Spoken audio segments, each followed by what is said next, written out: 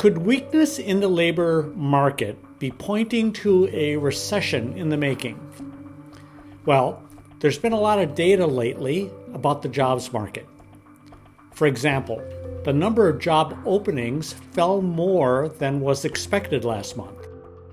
Economists had expected a total of 8.1 million job openings in July, but found that there were only 7.6 million. That was a big miss, and the lowest level since January of 2021.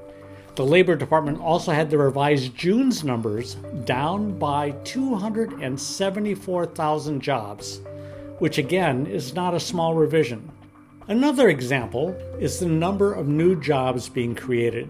Economists had forecasted 140,000 new jobs in August, but the initial report showed only 99,000 new jobs.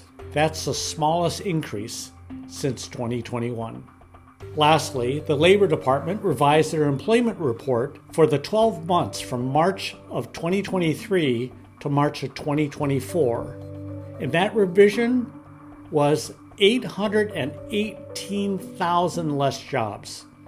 It was one of the biggest downward revisions ever. So what does this all mean? It means that the relatively good economy is in weaker shape than originally thought.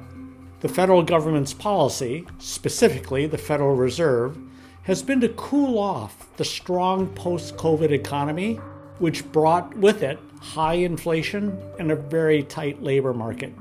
Up to now, by raising interest rates and keeping them high, they have steadily brought down inflation and started to cool the job market without causing a recession.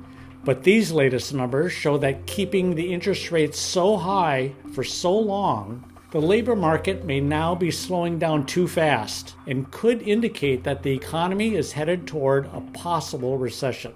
Being a former member of the government's economic team, I can vouch that managing the nation's economy is more of an art than a science.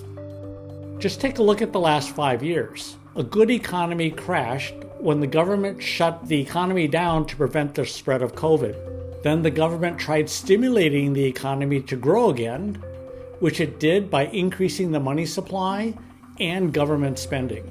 But then it overstimulated the economy, resulting in fast economic growth, but with very high inflation. Now it's been gently trying to cool things down, but might have cooled some things down too much, like the labor market.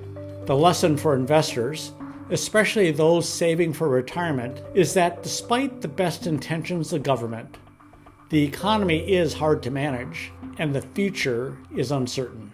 When there is so much economic uncertainty, a time-tested strategy for a prudent investor is to diversify their portfolio. If your portfolio, especially your retirement investments, do not include some gold, consider that gold prices have reached record highs over 30 times in the past year. One way to add precious metals to your retirement portfolio is through a precious metal or gold IRA. I have one, and mine is from U.S. Money Reserve.